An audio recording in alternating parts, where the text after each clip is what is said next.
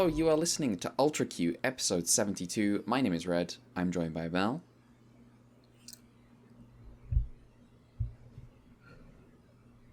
Bit. I have a toothache. You have a toothache. Okay. Also joined by Brad. I was there last episode. Your toothache is not related to me being there last episode. I see.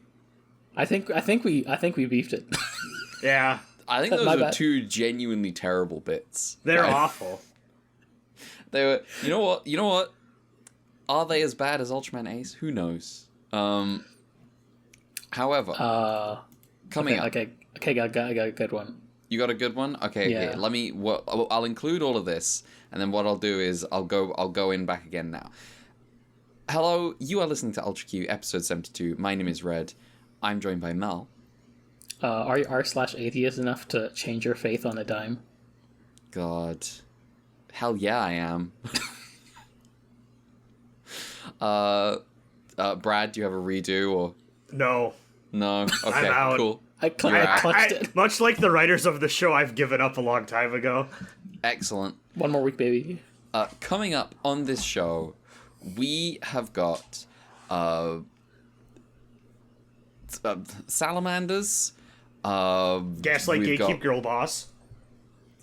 Gaslight Gatekeep. Oh, absolutely. All three of those things happened that episode. Yeah. And we've got fucking. Wait, hang on. Do you mean the dentist or the god? I meant the dentist. Oh, you meant the dentist. Yeah. I guess actually. Yeah. Huh. Yeah. Huh. That makes Maybe you think. Yeah, maybe it's the same woman. Dentists are cult leaders. Dentists are cult leaders. Oh, I see. I see you have an anti-dentite on this podcast. I actually don't. Well, actually, this rubs up against my personal history in a very funny way that I'll reveal when we get to the dentist episode. Okay. I'm pro-dentistry, though. I'm pro dentists costing less money. Yeah, same. Now, before we get to any of that, we've got our usual stuff. I did not finish anything this week, so I have nothing. I'm just rocking up. Who's going? I got two things. Go for it. Well, first of all, I was in Toronto last week for work. I had a wonderful time talking with my coworkers.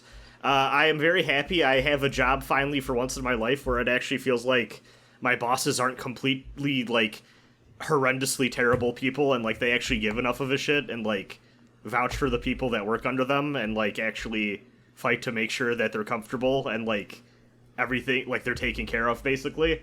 And it was just nice, like, seeing a bunch of people I haven't seen in a while in person, or just for the first time seeing people in person.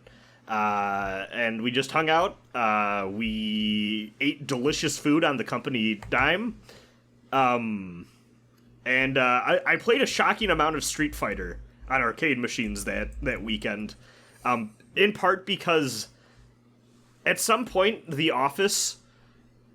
which the office is over there, which is why we always meet up, like, usually we meet up over there.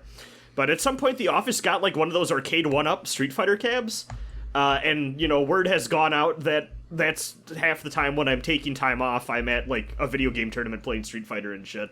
So people kept just, like, asking me to play with them throughout the weekend. Oh, okay. I was undefeated. Nice.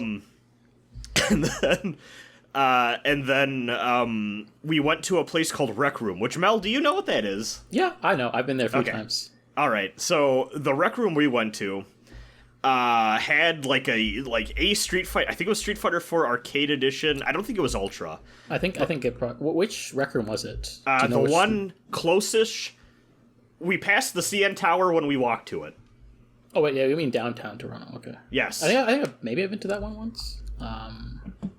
I'm not, downtown Toronto all the time, so. But yeah, we hung out there, and they had a Street Fighter 4 cab, and I played a little bit on that, and I fought some random guy who was, like, looking for games. My boss came up to me afterward, and she was like, You just wanted to embarrass that guy in front of his friend and girlfriends, didn't you?" And I was like, "No, but that is kind of what happened." Yeah, and that's how you got the inspiration to make Smash Brothers. Yep, basically. It was a good time. It's like interesting playing fighting games against normal people and just kind of being like, okay, yeah, like the practice pays off. But yeah, Toronto, fun city. I did have one of my coworkers who is more local walk me around places. I can't remember. There's like downtown. There's a big mall that is like relatively new-ish that we shopped at. Funnily enough, I bought the first issue of the Swamp Thing run I recently talked about. I actually don't know about a new mall downtown. I don't think it's like new. I think it's like 10 to 5 years-ish new. I don't remember the name of it. I mean, I know the Eaton Center is a big shopping mall downtown, but I don't know if there's another one. The Well was the name of it. I've never heard of that place. What the hell? Yeah, it's pretty neat. It's kind of down by the tracks there. Like it's within walking distance of like CN Tower and like the baseball stadium and all that stuff or whatever. Yeah. And there's some cool shops there. There was a vintage shop that I bought that Swamp Thing issue #1 at for like $5. I was like, yeah, this will be a fun little memento taking back home or whatever. I also bought 2001: A Space Odyssey because it was like a cheap paperback from a bookstore. But my friend who was kind of guiding me and giving me like the rundown of like the area or whatever, was kind of like, yeah, lot of gentrification going on here, and like you can definitely feel it. Yeah. Which is not, is unfortunate. But overall, had a wonderful time. This is my second experience going to Toronto. A little less touristy this time, just because I kind of did all that stuff the first time around. But always nice meeting up with like coworkers when you work, at home and you don't really get to see them and just like hang out and get an idea of how they are in person. It's fun. I like how he pronounced it the local way for like a second there. I did? Yeah. Oh. That might have been them rubbing off on me.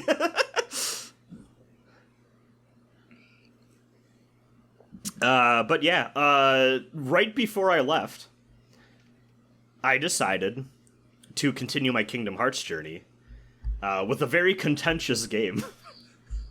So, the immediate follow-up to Kingdom Hearts 1 is a Game Boy Advance game called Kingdom Hearts Chain of Memories.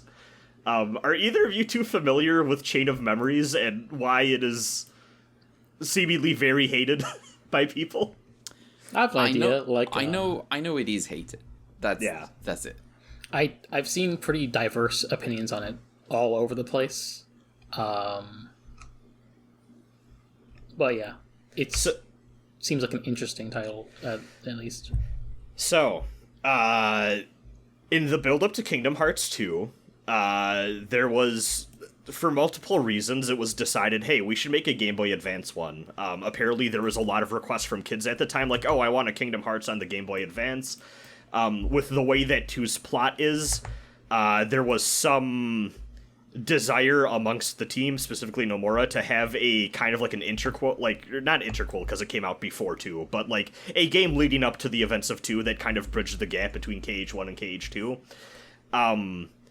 But obviously when you go from making a PS2 action RPG that's like cutting edge and breaking new ground in the genre, and then you want to adapt that experience to the Game Boy Advance, some concessions need to be made, or at the very least you need to think of something to do with way less buttons and making it more of a two-dimensional sprite-based ordeal.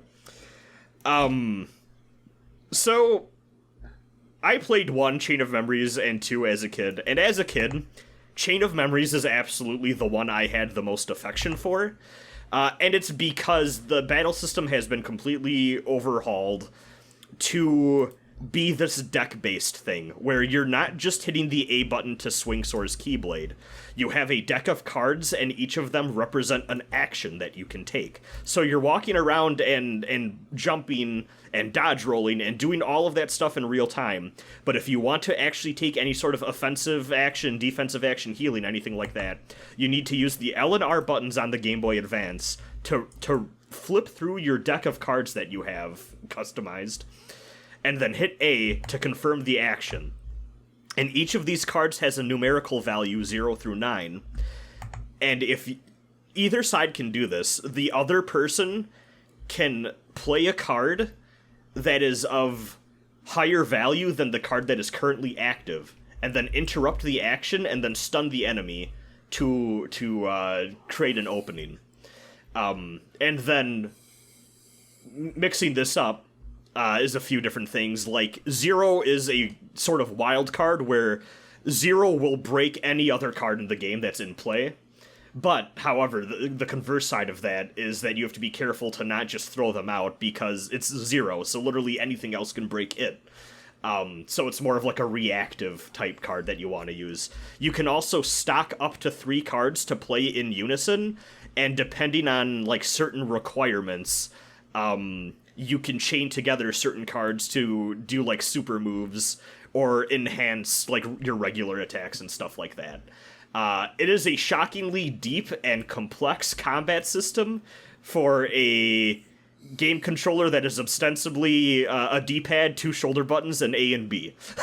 It does sound like, from the sound of it, they're like, we can't actually put Kingdom Hearts 1's combat on the Game Boy Advance, so we have to find a means to adapt it in a way that's still compelling. Yep, and they created what I personally think is one of the most creative JRPG battle systems I have ever played, and the tragedy of this is that I fucking love how this game plays. There is nothing on this earth that has this exact same battle system, or any indie game that has ever tried to replicate it, to my knowledge. Now, I will say, it's definitely not the same, but if I had a nickel for every time someone put a card-based action RPG on the Game Boy Advance, I'd have 2 nickels, and one of those nickels is actually like 6 nipples. Excuse me. Whoa. Whoa. 6 nickels taped together because I there's 6 remember that showed you.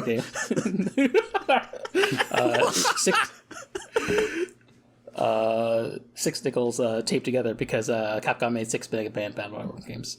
Yeah, see, like, the thing is, and funnily enough, actually, now that I think about it, I have another friend who, when I'm not streaming Chain of Memories in that Discord group, another friend of mine is going through the Battle Network collection.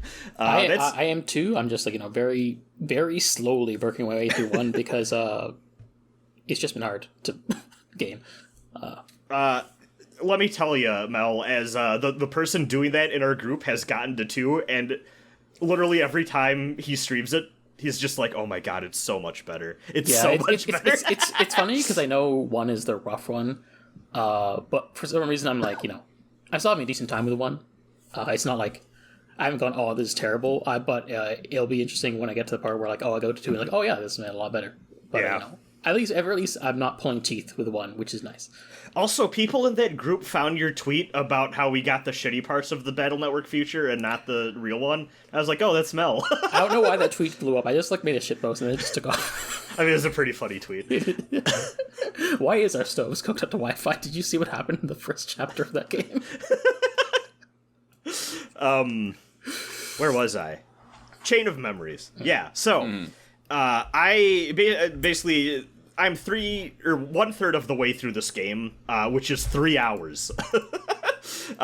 It's very quick. There are 2 story routes. The second one is even shorter, but it's about 15 hours to beat this thing from what I can remember. And I'm having a great time. I went into it as I have with Kingdom Hearts 1, and I will with Kingdom Hearts 2, where I'm partially in that mode of, okay, I want to look at this with fresh adult eyes, but I also want to maybe relitigate how childhood me felt about this stuff. And deep down, I was, kind of concerned going into Chain of Memories, oh, what if, like, everyone's right and this game's fucking shit and just, like, childhood me didn't have much to play on my Game Boy Advance and I've just, like, hyped up and made this, like, fake game I love in my head from, like, I had so much fun playing Chain of Memories on road trips and doing whatever, and it's not actually fun, and I'm gonna hate it now. And I got 1 hour in, and I went, this game is fucking incredible. I am the Chain of Memories shooter. Yeah. I would not be surprised if I beat all of these games and this is still somehow my favorite one. I'm glad you like it. Because I've heard some different opinions on Chain of Memories throughout the years. Like, Yeah. I think some people just don't like either version of it. Some people think. I think you're the one who falls in this camp. Think the GBA version is just a lot better than the PS2 one. That PS2 remake is fucking garbage. But funny enough, a bunch of my action game friends, I think, prefer the PS2 one, and I'm kind of curious to try both just to compare. But we'll see. That's future me's problem. But, yeah, the PS2 one they were forced to adapt that game to 3D in ways that I think they just consistently make terrible decisions that make all of the boss fights and, like, anything that's, like, a set fight way less enjoyable. I truly think that Chain of Memories is terrible, and they made it in part because it's like, oh, well, we don't want this to be stuck on the GBA, without considering why that game worked. Specifically because it was like a 2D, like, belt style, like, action game, and then when they had to adapt it to a 3D arena, it just falls apart, in my opinion. I just think, like, the card-based thing works a little bit better when your movement is constrained to, like, a tiny little box, in a way that when you flesh that out to a PS2 game, with more axes of movement, it's like, I kind of just wish, like, the reason the cards existed was because it wasn't on the PS2 anymore, right? So then when you put it back on the PS2, it's like, well, why didn't you just fucking make another Kingdom Hearts game? Like, what's the point of keeping the cards? So yeah. But having a great time with that. I will report back when I've completed it to see how I'm still feeling overall. Yeah. Do you know the gimmick with, like, the second playthrough? Yes, I beat it all the way as a kid. Oh, yeah. I think it's interesting that, like, Sora's route is, like, more of, like, a deck building thing where you have to, like, figure out what your build's going to be, but meanwhile Riku's route is like, yo, you just have preset cards, you have to deal with them. I think that's an interesting way to make something up. And then they add a really fucking annoying duel mechanic to his route in the PS2 version that fucking sucks. I hate that remake so much. You like force duel. I can't remember exactly how it works, but you like force a duel with a specific enemy, and you have to like play a sequence of cards and like break more of their cards than yours, and it just slows everything down, and it's miserable. But yeah, I'm a shooter for GBA Chain of Memories.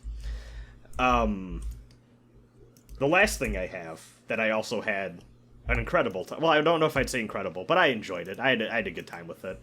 No, you had an incredible. You said it. You said it. You had an incredible time with it. Now, what did you have an incredible time with? Aguirre, the Wrath of God. Oh, okay, yeah. Continuing my Herzog Power Hour, this time without my ex. I was like, hey, you want to watch this? And she's like, I'm not in the mood. And I was like, I'm just going to watch this on my own then. So, famous Herzog movie. I think probably his first, like, really big, financially successful, like, getting attention internationally film release. Aguirre, the Wrath of God is about Spanish conquistadors in the jungles of Peru, I want to say. I actually don't remember specifically where they are. Do you remember which civilization was nearby? They just say the natives, I believe, for the majority of the movie. Now, this partially may be intentional, because the reason this movie got made was because Herzog's friend gave him a book on Spanish conquistadors, and he saw mention of this guy and his deal, and read like half of a page on him, and had the idea for this movie. So, This is the movie that is very loosely based on a real man, I believe it's Lope de Aguirre, who was a Spanish conquistador, and I'm apologizing in advance because I obviously butchered that name. But he is known because he was part of an expedition to go deep into the jungles of South America so that they could find El Dorado. He was not the leader of the expedition. That quickly changed. He took control forcibly, killed anyone who did not approve of this, and not only was like, we're gonna fucking find El Dorado, he wrote a letter and was like, we're rebelling from the Spanish crown, and in fact, we're going to come back and claim, like, Spain, like, Spanish lands as our own, basically. And, like, the real-life context for this, which I actually think is somewhat more interesting than the movie, and I wish was actually brought up more, is that the reason that they had these guys going after El Dorado is that it was a company of soldiers and veterans and, like, old generals and commanders that had military prowess, but were mostly disabled or in some way horrifically harmed in prior conquests and combat. And they were like, we can't take care of these people, we need to fucking get rid of them. So they had this genius idea to go have all of these disabled soldiers go try to find El Dorado. And their plan was, well, if it exists, we'll get rich. If it doesn't exist, they'll probably all die out in the jungle, and we don't have to feed or take care of them anymore. Mm-hmm. Then things went horribly wrong on them, and now they had a sudden rebellion and, like, a brigand in the jungle to deal with that was, like, harassing a bunch of different villages, both, like, native and, like, the settlements from the Spaniards. And instead what Herzog does is that he just makes Aguirre this, like, very delusional man who believes, like, he is going to be the next great emperor, and he's going to specifically have children with his daughter and make this pure dynasty that will last the test of time, and, like, they'll live in wealth and all this other stuff or whatever, and just really doubles down on, like, the madman angle of him, which I do think is less interesting, but does make for a fairly interesting movie. This is a movie about people suffering quietly in the jungle. It has this interesting flow of it, of the internal politics of the group breaking down as they realize more and more that this guy is leading them into certain death. The shared delusion of we're starving in the jungle and it's making us see things or question reality, and everyone has a fever. Also being attacked by natives. Just like they'll be floating down the river in their shitty raft that they've all built, and just suddenly arrows will start flying at them, and at some point they're just like, they stop reacting and to think that you would react to getting attacked by arrows, because it's just like, this is just their daily life now, is that the arrows are going to come, some people are going to die, we'll deal with it. A lot of animal cruelty in this movie. They push a horse off the raft into the river at some point. Yeah, they're absolutely pulling. This is like double, triple the energy of throwing birds into the sea. Yeah, it's horrendous. I don't know where they got all those monkeys at the end of the movie. I don't know what they did with them afterwards. My favorite part of I don't know how you catch all of them. I've heard about this monkeys. The monkey scene was the one thing I knew about this movie, obviously. Everyone talked about the monkey scene. I don't actually know. Okay.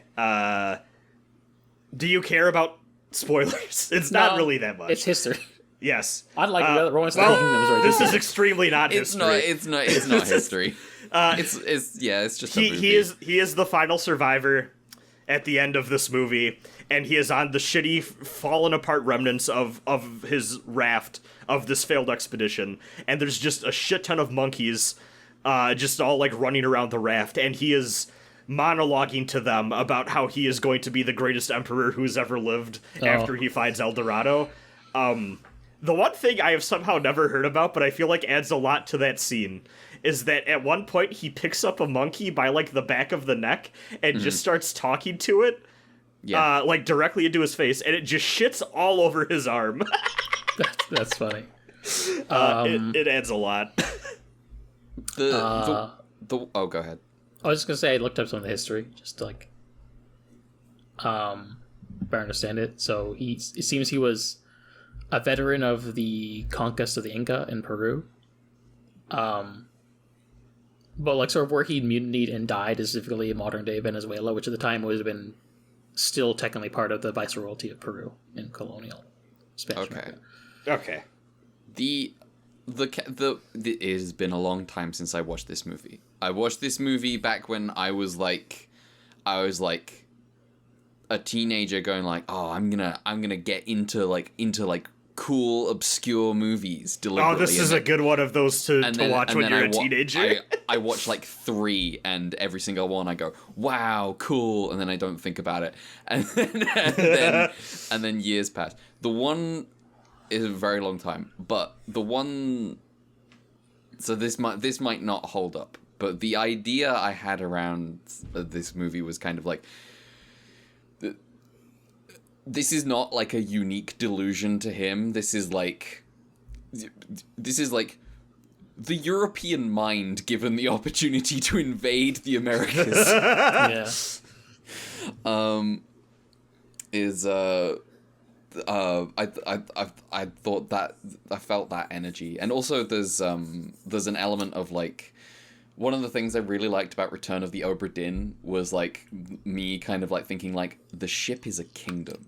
The ship is a kingdom. There is class on the ship. There are rulers. There is government. And that's kind of, you know, how I felt about that raft. Was like, this is a kingdom. I mean, that's like a thing that's like alluded to in the Cellar Colonialism book I talked about a few weeks ago, where it's just like, oh yeah, the conquest of the New World is like an extension of the Crusades, just in a different context. Which is especially prescient with like the Spanish, where it's like the entire country was built on a crusade. So, there's one incredible scene in that movie where they're floating down the river. This is also towards the end, where everyone's deeply sick and like starting to see shit that isn't there. But they see off in the distance, there's a big like ship stuck in a tree, presumably because the river can get that high, and that was an old ship that crashed. And they're all looking at this, and they all go, that's not real. That's a hallucination. Because they can't contend with the situation in the jungle they found themselves in, and how deeply and truly fucked they are, and that they're all gonna die out here. And it's such a good scene. Good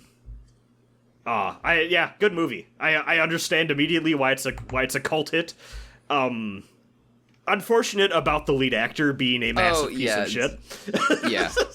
Known worst guy on earth. Yes. Absolutely worst guy on earth. Only turned out to be even worse than anyone thought imaginable after he died, and his daughter had some shit to say about how he treated her. Very tragic. Famously, this is the movie where Herzog threatened... So the guy we're talking about is Klaus Kinski. Notorious asshole actor, man, that Herzog frequently worked with. Almost killed people a couple different times in the production of this movie, I've learned.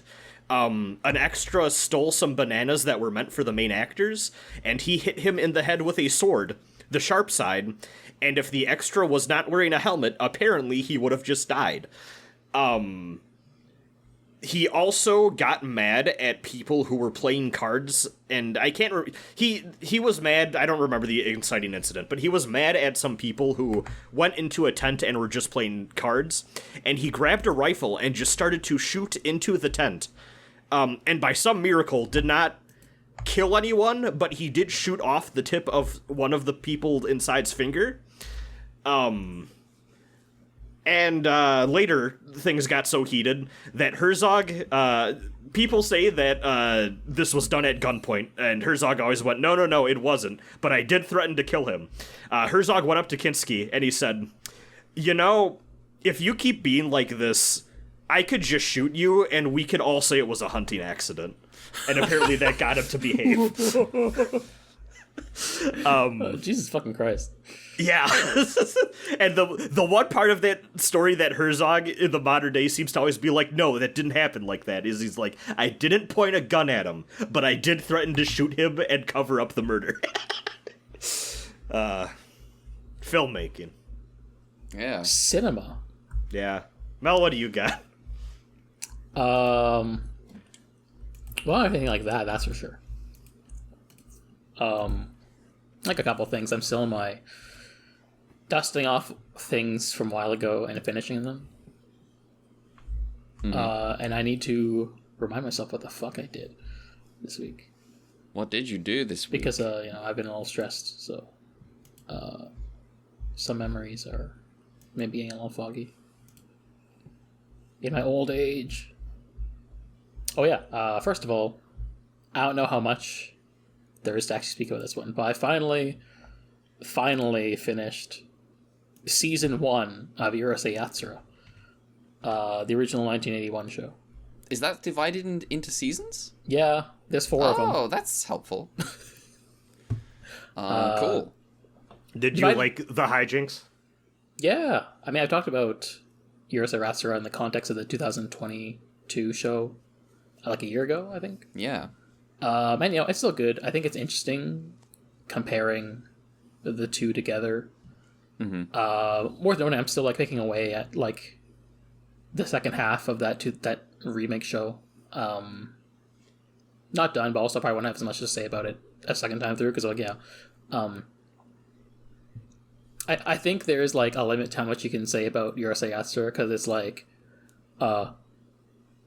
good comedy manga. Yeah.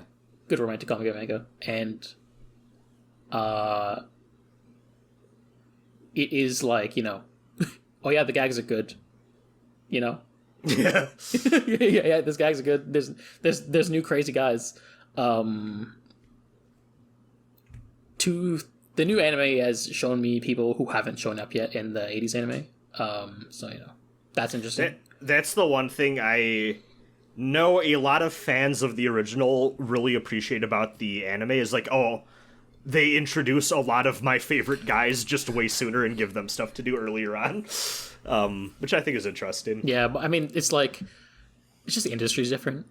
They're like, oh, well, we're only going to get to make like 40 episodes of Urusei Yatsura or something in the one year, and it's going to be split up between like 2022 and 2024. And well, the 80s show was like, yeah, we just kept airing for like 4 years straight, so there's like 195 episodes. And they could just do that in that era. Mm-hmm. It's just sort of interesting, just like, when you see different takes on the same episode, the execution of like how they do in the 80s versus how they do in the 90s, and not 90s, 2000s. Yep, we're in the 90s, baby. How they do in the 80s versus the fucking 2020s. It's just like there's definitely, I think, a case for it to be made where like I think sometimes it feels like there's an ambition to how they're animating in the 80s that doesn't necessarily feel as there to the same extent in the newer show, even though the newer show looks really good for a modern anime. Like I say, it like looks better than a lot of the other stuff airing around this time.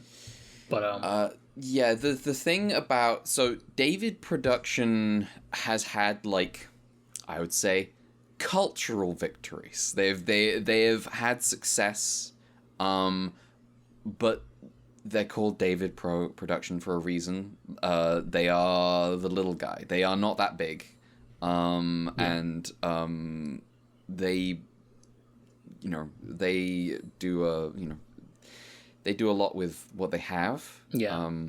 But they don't necessarily have all that much. And versus 80s bubble economy. Yeah. We're just drawing the fuck out of this all the time. Yeah. Yeah. Like there's a lot of style and flair in the new show, and there's a lot of also, standard for our current era, present year flashy effects that get used. Whereas, there's one episode where 10, who is like the little baby. Hold on, I forgot. Little baby. I forgot if he was Lum's brother or cousin. He's Lum's brother, I think. Let's see. Lum's cousin. Okay. Baby cousin. He gets a cavity. And it turns out the aliens, his species, the cavities are contagious, so they bite people. So he intentionally gives Ataru a cavity. And then it turns into a really ridiculous brawl in the class as all the boys start biting each other. And it looks really ridiculously animated in a way that's almost uncanny. And you don't get like that's the same degree in like the modern show, which is a step above, I think, contemporary shows, but also still feels like, well, there's like the industry in the current year has limitations to it that you can only do so much. But I think it's still good. I think it's you can't go wrong either way, and there's value in enjoying them both. Now that said, I do think that there is perhaps a better benchmark for showing how ambitious and talented the 80s team is. Is these the movies? I also saw the first Urusei Yatsura movie, Only You. Yeah, these movies are a very big deal. Yeah. I for years I've wished that the second one would come back in stock, but Discotek does not seem to be able to reprint it.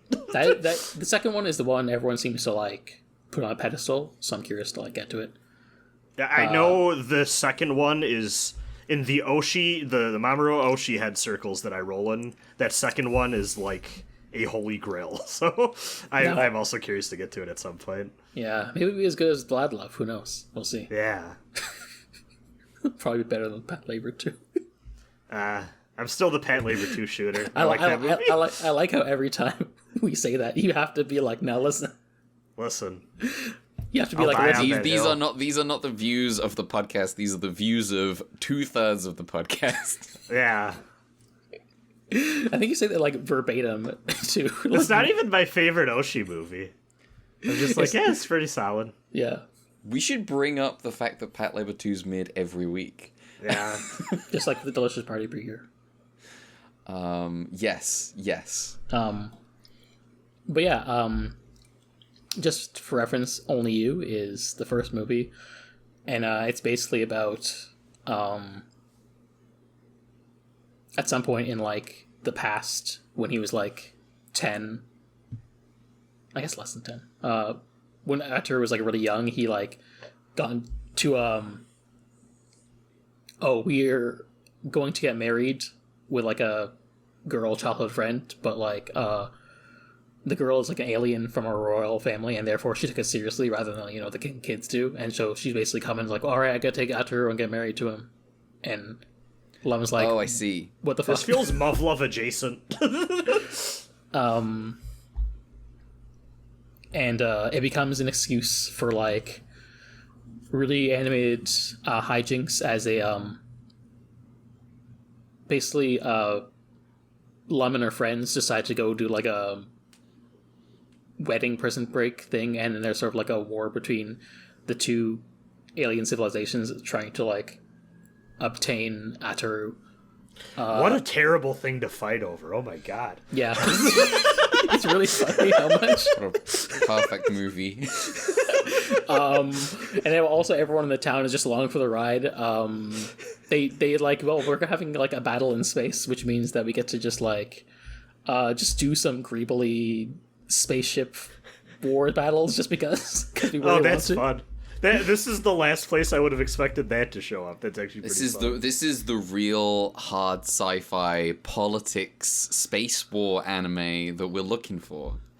Yeah, like here's I'm gonna just share some screenshots because also the movie looks gorgeous too. Like you can there's like it looks these guys are styling. Oh damn! Yeah. These are some backgrounds. That's some. Yeah. And you just got That's Ray, fucking who's sick. like you got Ray, who's like the love interest from Lum's planet, who's like only thinks about eating. You just see him here, like just getting a cockpit to fight, and it's like I don't know why him, but also that's pretty cool. And yeah, it's just like a really fun time, and stop fucking posting that gif in this chat. I don't know what you're talking about, Mel. It occurred to me that maybe you had decided to talk about this as a roundabout way of getting Kermit off the screen. So I amended that. Get fucked, viewers. Yeah, It's okay, viewers. Kermit will kiss you one day too. Hop on Roblox. Hop on Roblox. But yeah, this is just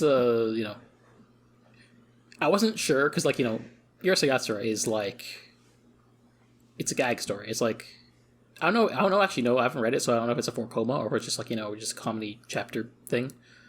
But like, I also think I think Urusei Yatsura does a lot with like yes anding, which I think the animators are happy to lean into. And I think this movie is a good example of that, and also just like the movie is like, oh yeah, I can see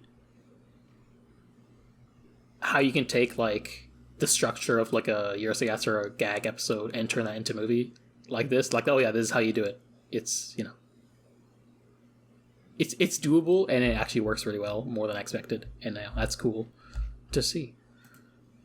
And yeah, I'm looking forward to working my way through more. Unfortunately, it did take me like a whole bunch of years just to finish 50 episodes of the original show. So hopefully it won't take as long to get to like the next benchmark, which is like season 2, and then at this point I'll watch Beautiful Dreamer, I guess is the second one. Yes. Yeah. So yeah, I'm like the watch list I have is that I have season 2, which is episode 55 to 106, and then I'll watch Beautiful Dreamer. I think Beautiful Dreamer is around the point too where Oshii got kicked off the series. Yeah. Because the mangaka was like, this is too different from, like, the original. I didn't know Rumiko Takahashi kicked Mamoru Oshii off the show. I think the story there, and I could be wrong because it's been a long time since I looked at this, but apparently she wasn't thrilled with the show around that time because it was starting to drift apart from, like, what the original comic was. So I think he stepped down and then someone else took over. Yeah. To bring it a little bit back further into line. Yeah, so that's kind of like why I was recommended, even though it's like the release date or dates don't necessarily line up. I was told like by someone I trust, like, do the movies after the seasons, because like it's sort of like season 2. If season 1 and 2 are the ones where Mamoru Oshii was the director, and then he obviously did those 2 movies, and then after season 2 he steps down, and so that's sort of like capping off the season with like Beautiful Dreamer is a good way to send him off before going into like the post Oshii era. Which is something interesting too, is because I have heard a lot of people talk about this divide, but it also seems like everyone's pretty like happy with both parts of the series. Yeah, which I feel like is pretty rare. Yeah, I don't see people actually talking about like directorial differences between the seasons, and maybe that's just like I'm not like in the fandom. Same. I don't have my finger on the pulse, but yeah, I just like everyone talks about Urusei Yatsura as like one thing. Really. Yeah, like the vibes seem pretty positive on either side of that overall, which is interesting. I don't really know how people feel about the new show, but like I also haven't been paying attention too much. The people I know who really like the original seem to be pretty happy with the new one. Yeah. At the very least, in terms of like, yeah, it's not a replacement for the original, but like it's cool seeing these characters do stuff again, and they overall seem pretty happy with it. Yeah, I do think they make some decent casting choices for the new one, because I think Araragi as Ataru. Yes, but also Setsuna's Mendo. Oh, right, yes. The OPs for the new one are so fucking good, too. Yeah, the OPs and EDs are both really good in animations. Yeah, they really go out with the OPs and EDs. But yeah, Urusei Yatsura is really good, and I'm glad to have finally finished, like, gotten like a decent benchmark with the original series. It is. I shockingly enjoyed my experience with both the original and the new. Like, I checked out a little bit of the original and the reboot. I don't think I got any more than like 10 episodes deep in the original, and I watched like maybe 3 or 4 of the reboot as they aired, and then I just kind of fell off because I got busy.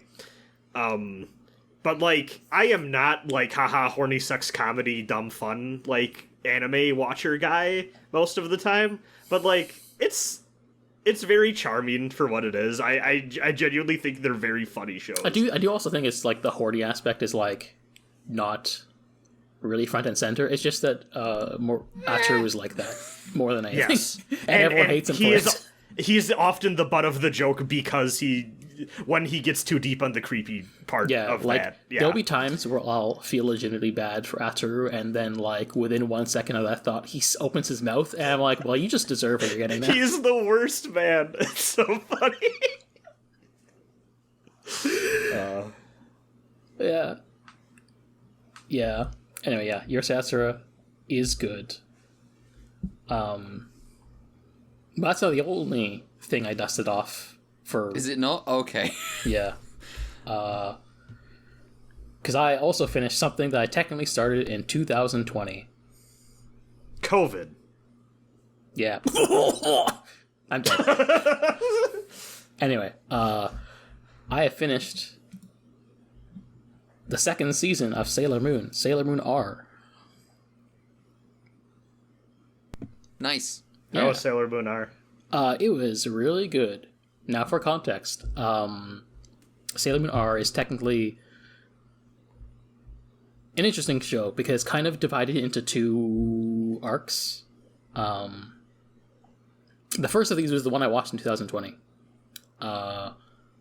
And the second one was the one that I actually watched in the past week.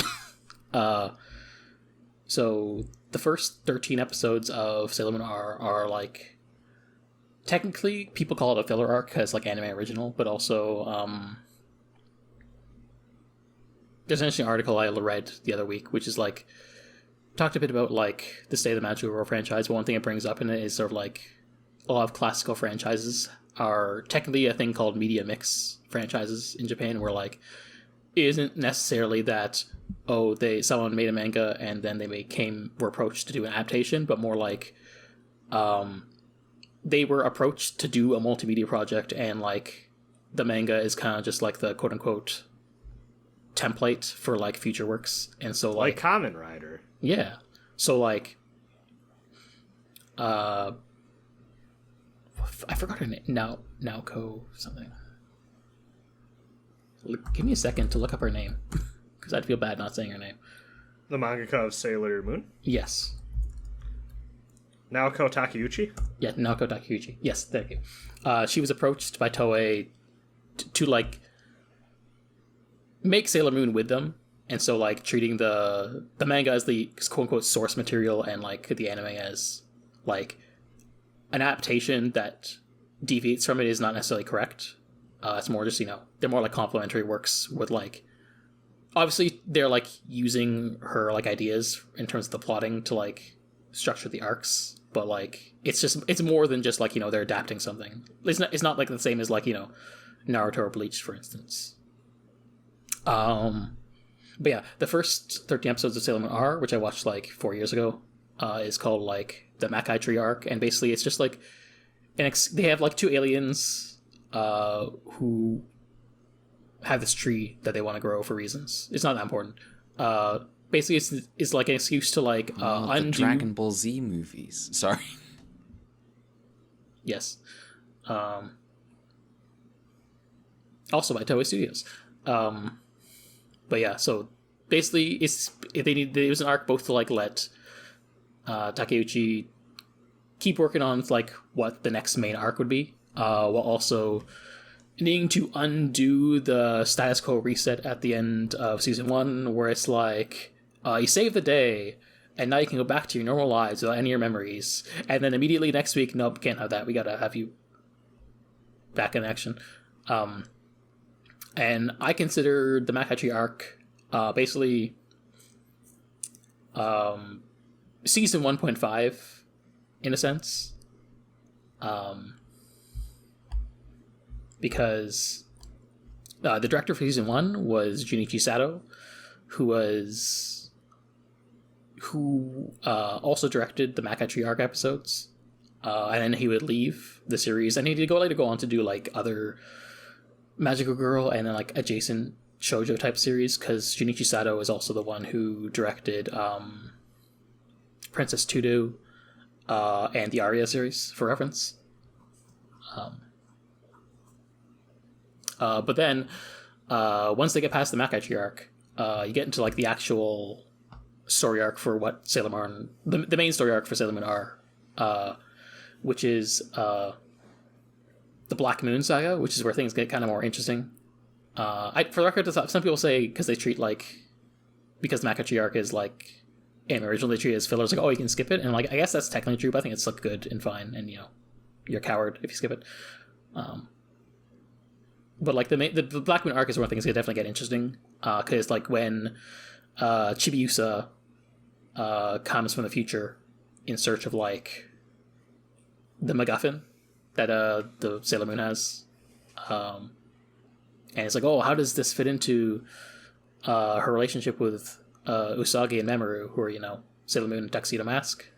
Fuck you, Furuya. Oh yeah, that's right. Unfortunate choosing to watch this in the current year instead of like previous years where it wouldn't have sucked as much. Especially when Tuxedo Mask comes in when like someone's trying to do like a Shiroko on Sailor Moon, and he's like, how dare you brainwash women with your evil ways? I'm like, shut the fuck up. I hate you. I hate you. And yeah, there's like this faction of people called like Black Moon, who's like coming from the future, is like, oh, we gotta, in the future, because like Sailor Moon is like technically both the eternal monarch of the past and also the eternal monarch of the future, but like the future kingdom is in crisis and from invaders, and Chibiusa wants to save the future, and that stuff's going on, and there's like magical stuff happens. Sometimes you get like episodic stuff. You get more developments of like, oh, who is Chibiusa anyway? He's their child. She's their child from the future. And Chibiusa's fun as an addition as like a gremlin. I liked meeting the cast again after like a few years away from them. I think some of them I feel like need more work than others still. Like I really like Sailor Mars and Sailor Jupiter because they're fun. Rei, who's Sailor Mars, is refreshing in that she, even though she and Usagi are like tight friends now, they still like butt heads and have friction in a way that I don't see as much from like modern Precure stuff, so that's fun. I do think Ami, aka Sailor Moon Okuri, got the butt of the joke this season, where they kind of reduce her to studying gags because she's the nerd. And then I think they still need to figure out what to do for Minako, aka Sailor Venus, because her origin is that before Takeuchi made Sailor Moon, she made a manga called Codename Sailor V, which is starring Minako, and Sailor V would later be incorporated into Sailor Moon and be revealed to be Sailor Venus. But the problem is that we run into the same problem as like as I talked about with Detective Conan and Kaito Kid last week. This is why these two girls look the same. Yes. I have always wondered why these two girls look the same. They look the same, and in many ways Minako is kind of just like Usagi 2.0, or technically proto Usagi, technically in terms of like the release order, but yeah, they need to give her more stuff to make her stand out, because they basically just like took proto Usagi and put her in the same show as Usagi, and it's like, well, you gotta have something else, right? Because like Usagi is just also more fun. She's like more of a crybaby and like a whiner and a brat, and Minako is like also kind of a dumbass, but like she stands out a bit less. But the important thing for like to note is that after Junichi Sato leaves directorship for the Matriarch, a new man stands up to the plate to direct, a certain Kuniko Ikuhara, taking his directorial series debut. And that is interesting as someone who really likes Revolution Girl Utena, just seeing like, oh, this is where he started as like a series director. And yeah, I really liked the season. I don't think I have much to say. I just like, oh yeah, the plot captured me, and I was able to really like, keep watching. Like I just binged a lot of it because I wanted to see more of it. And it was fun. That's always a good sign. It's good. I was just like, damn, I picked this up after like, technically like 4 years away, and then I just like shotgunned it in like a week. I was like, oh yeah, that was really good. I really liked it. Chibiusa's fun as like an addition. She's like kind of a gremlin girl who softens as like she grows to like become more friends with Shogi, as opposed to being like antagonistic. But it's still funny when she pulls out a gun. And we get inklings of like they're more Sailor Scouts than like just the main five, because we get introduced to like We got the gay ones. Not yet. That's next season. Okay. But we get Sailor Pluto, who's sort of like the guardian of time, who's like doing Zoom calls through Chibiusa's cat-shaped ball that she talks to and carries around that can turn into like guns, which is pretty fun. Let me see.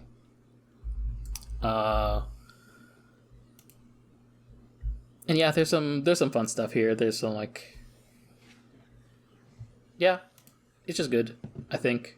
But also just like down to that, I also watched Sailor Moon R, the movie, which was a tie-in movie they did that year, also directed by Ikuhara, and this is where I start to see like some Ikuhara-isms. And it's interesting because it is a movie that's seems to like take some of the bones of like the Matriarch.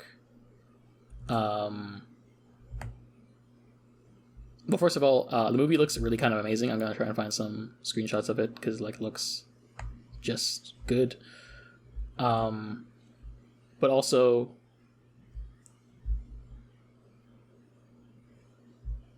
yeah, like it's perhaps unexpected, not unexpected from Ikuhara, but like the plots of the original story were like maybe a bit similar to the Urusei movie I watched. Mamoru, aka Taxi gets an encounter from like an alien friend from his childhood who seems to be really gay for him.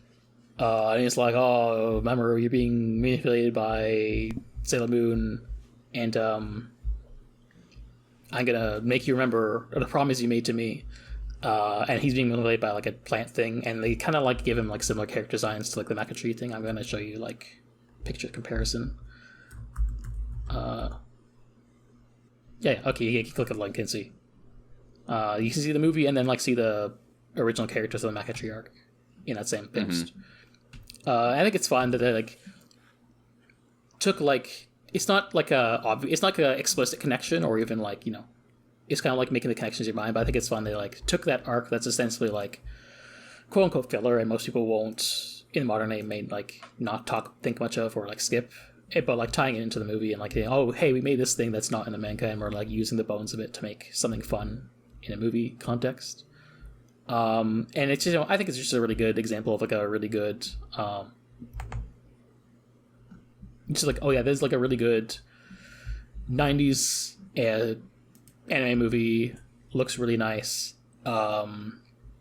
It's it's not like a crazy like really ambitious plot or anything, but like it's like a 1 hour movie that ties into the current season, and it's not like canon, but it's like a really good one of these, just like oh here's a standalone 1 hour magical adventure with the girls you like in different contexts. I think you get some of the different seeing some more personality stuff from some of the characters than you would when you would before, because I think like as I mentioned, Ami,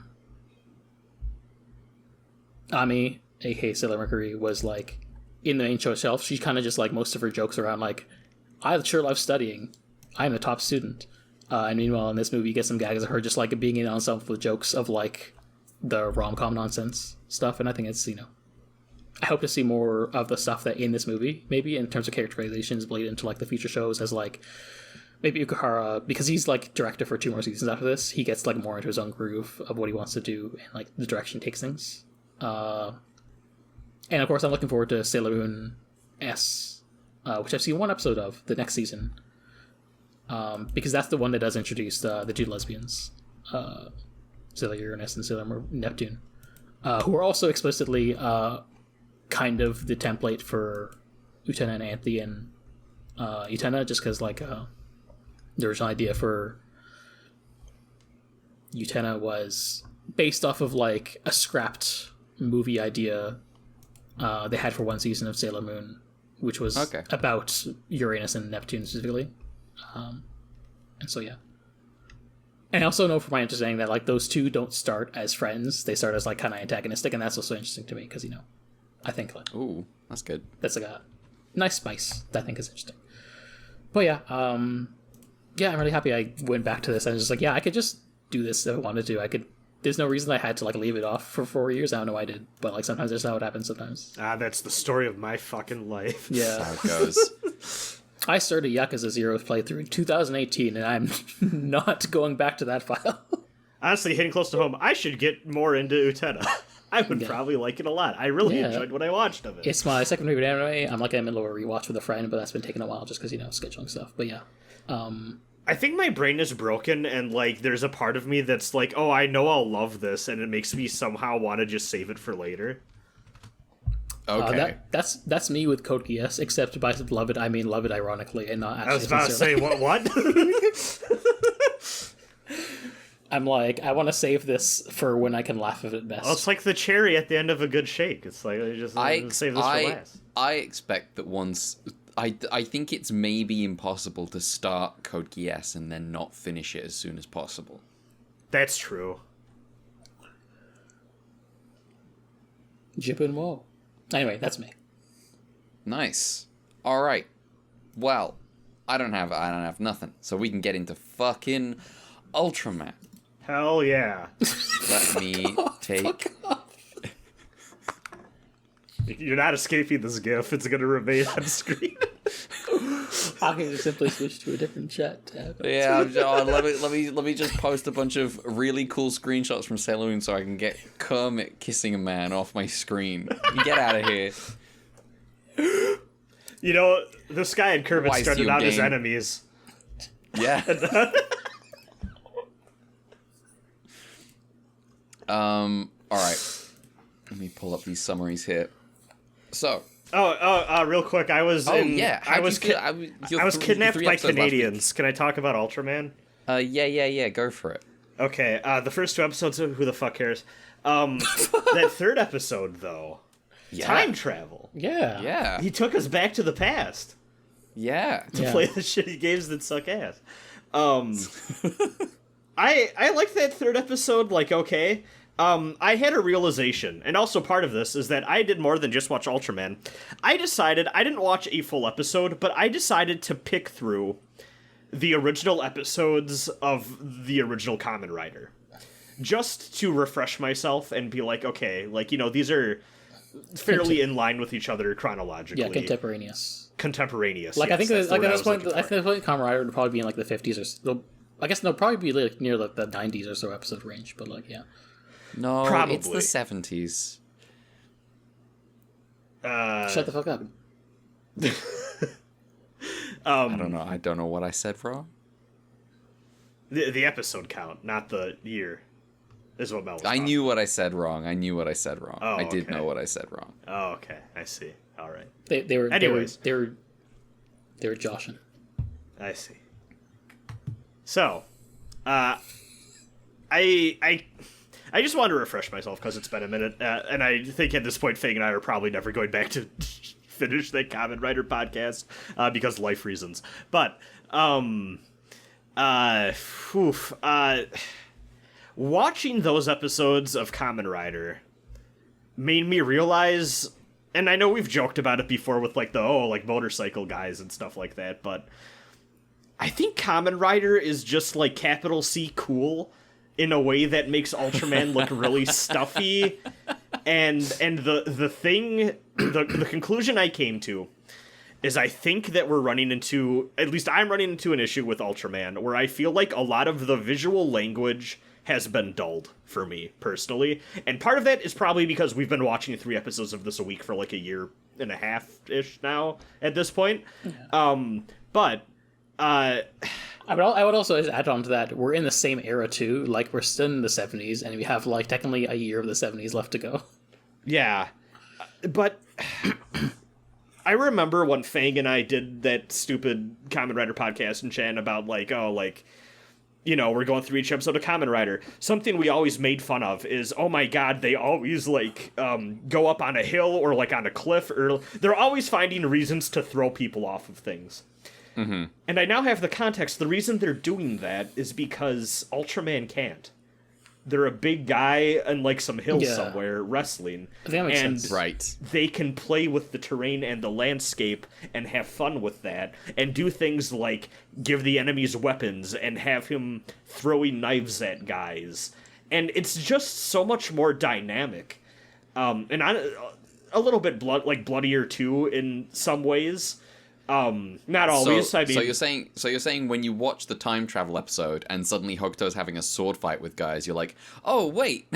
yes, no, exactly. That's what I was going to say. Is the reason the thing that spurred me to do this is that they're fighting the people from the past, and I'm like, why is this? This is grabbing me in a way that I have not felt in a long time. And I started to think about Kamen Rider, and I was like, remember, like, every episode of Kamen Rider has a group of bad guys with, like, sabers coming at Kamen Rider, and he almost always grabs one that starts, like, fencing with them.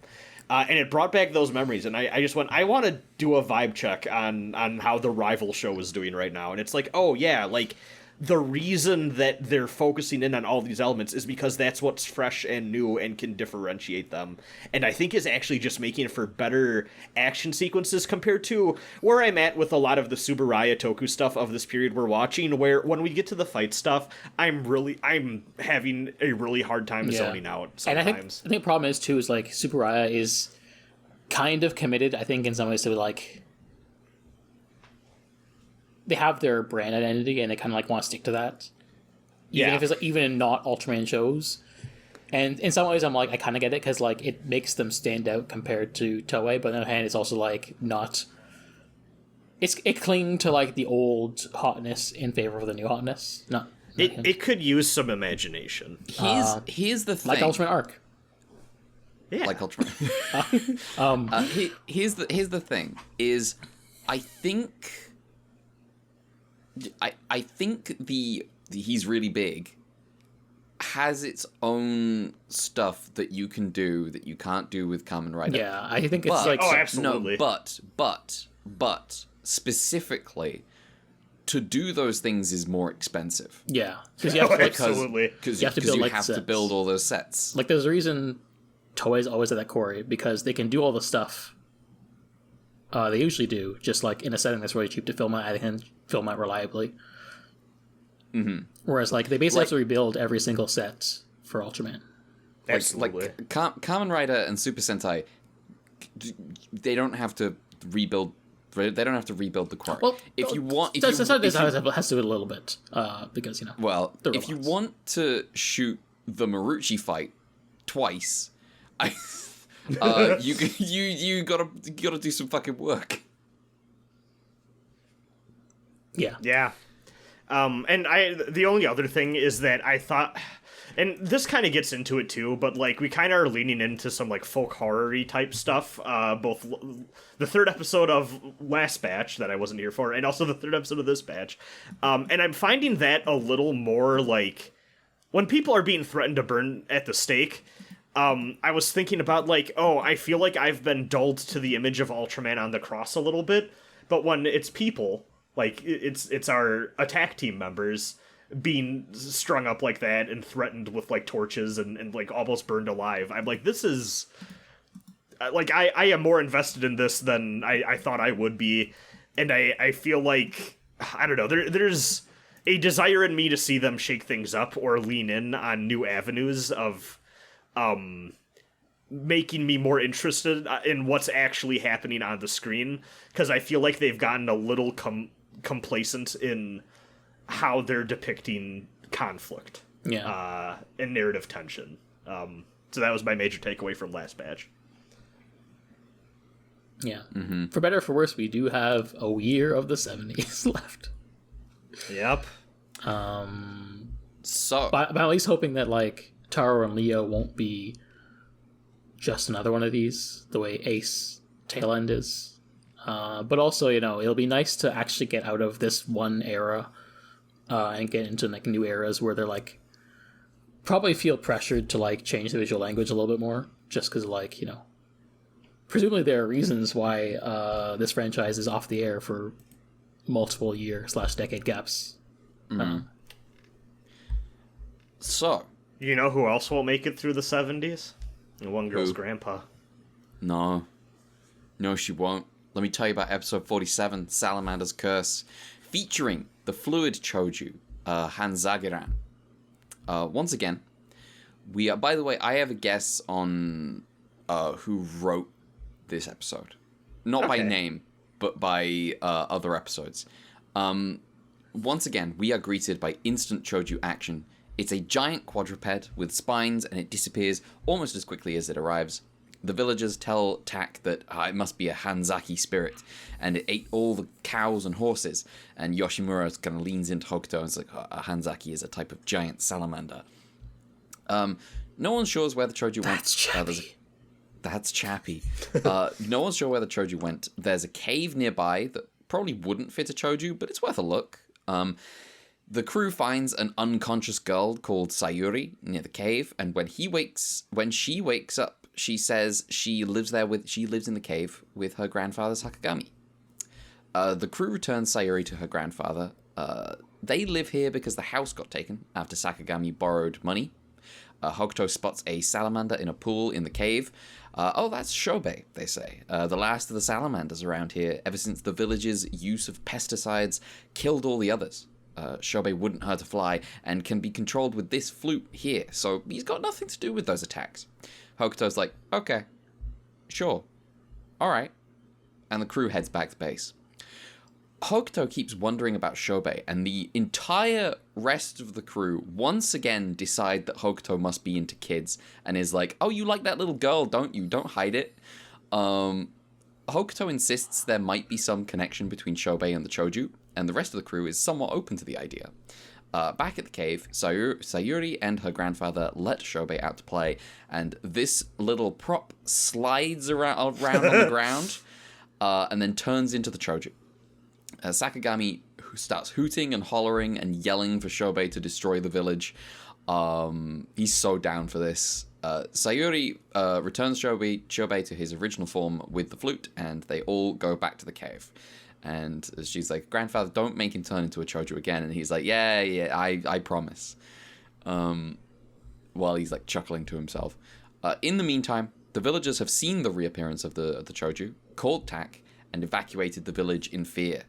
Instead of going straight to the cave, the captain gets Tak to watch and wait. I'm not sure what the plan is here. Sakagami sneaks Shobei outside again with the flute while Sayuri's asleep, hoping to use Shobei to destroy the village. Shobei transforms and Tak have to fight. Shobei has like a rock-melting acid spray, and Yoshimura says, yeah, it's like a peppermint spray that salamanders have. The crew ejects, meets up with Sayuri. Sayuri tells Hokuto that Shobei turns into a Choju in the sunlight. Together, Sayuri and the infant, the crew confront... Where did I get the word infant?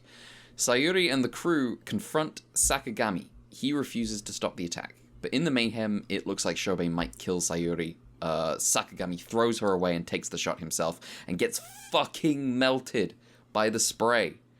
Rip. Just moments after the flute is destroyed, so, that's that hope gone. Hokuto grabs Sayuri, transforms into Ace, and puts her somewhere safe. After fighting for a bit, Ace realizes he can't injure Shobei, as legends say that salamanders can be cut in two without dying. Instead, Ace cheats and uses a force field to block solar rays from reaching Shobei, reversing him back to his old form. the crew put Shobei back in the cave and brick the whole thing up. As Sayuri cries, this is really funny to me. The captain tells her that she has 6 new friends right here in TAC, and then the narrator tells us that the captain sent her to live with his sister. The end. Bricked up Joju. It's like, I don't have any friends or family now, narrator. She now has friends and family. It's so funny. They're like, now listen, we sealed away your only friend so you can never see him again. But now you have 6 new friends. She will never show up again. Much like other characters on this show, apparently. They're back on the TAC are back on their Hokuto's a funny pedophile thing. What's happening? I don't know. What Was that a recurring thing? It's a thing from the episode. This was my guess on the writer. Is the episode with the tapir was like all of TAC was like, oh, you've got a crush on that little girl, don't you? Well, there was also the episode with the pool with the belly button. There's also the episode with the pool. Do they have the same where... writer? Which one? Which episode's the pool one? That's like King Kappa. King Kappa. I don't remember what the episode's called. I'm looking for. I think that may have been a summer horror story one. Episode 19 of Ultraman Ace. 19. Would you believe me if I told you that all 3 of these have completely separate writers? Oh, for fuck's sake. Okay, so there's just something wrong. Guys, fellas. Yeah. There is not one person we can pin all this shit on. Fellas, what are you doing? Why? Even worse, this is a 2-writer episode, and there is no overlap. It's just 4 separate guys. 4 separate guys across 3 episodes. Right. It's such a fucking. It just takes me the fuck out. I have to like pause, reset my brain, and then go back in because it's like. They just joked about the fact that he's into children. What are you talking about? I think I completely missed that part, which is probably for the best because I feel like I would have enjoyed the episode less. Not that I cared for this episode much, but like I would have had the revulsion I had to the tapir episode. But it's not like in like it's like such a I don't know. This is like bizarre. I did not enjoy. Anyway, rest of the episode. This old guy rules. Oh, I felt nothing for the old guy. He's like, the moment Shobei emerged, he's like, oh, I'm this doddering old man. I have, and I've got this sadness to me, and I'm taking care of my daughter, and the destruction of the salamanders, and then the moment the Choju shows up, and he's like, kill them all, kill them. Steve Harvey voice, kill. Yes. See, I feel like we've had versions of this guy I've fucked with more. For whatever reason, I didn't feel much for this dude. In fact, when he died, sacrificed himself for his daughter. And say that I thought I heard you say, I've seen versions of this guy, and then so when he followed up with I fucked with more, I just lost. But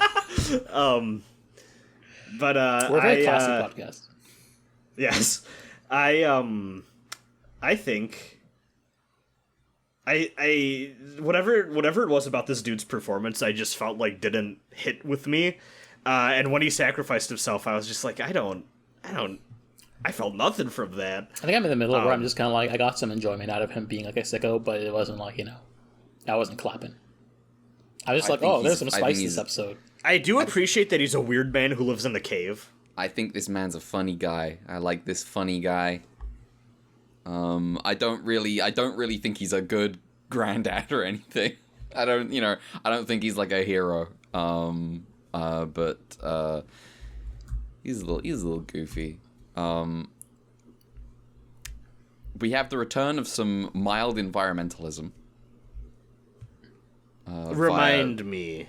Well, it's just the general sort of feeling of like, The use of like pesticides and herbicides. So they've killed all the salamanders. This is the last one alive. Yeah. I think I forgot about that bit, but yeah, you're right. And then tag brick it up at the end. They're just like, nah. You fucking seal it away like a D&D module hook. Like, just say, hey, Mr. Salamander, we got some nice wine over here. Yeah. I do like the salamander. My highlight for this episode is the salamander prop. It's so funny. Those big red eyes. Yeah, big red eyes. They pick it up, they put it down, like, you go run around. And then to run around, they're clearly just pulling it on a string. Roombas were not yet here. I like how Yoshimura was like, if you think about it, salamanders are like tiny choju. And I'm like, no. They're mini choju? Last summer, when I took that West Coast road trip, we did go to a lake where I saw some tiny salamanders, like, dick around in a little puddle. Those things could be terrible monsters if they want to. I saw them eat some shit, and I was just like, oh, damn. They're going to town. No, I think they're in the river. True. So some salamanders are going to town. So when a salamander goes to town, it becomes a choju. This is how it works. It's like the dichotomy between the countryside and the town. Is a normal creature in a town becomes a monster. Are the TMNT choju? Slash kaiju. I think the monster attack team would, and the terrible attack crew would attempt to kill them. Yeah, that's true. So I think definitively. There we go. That's the word. It kinda.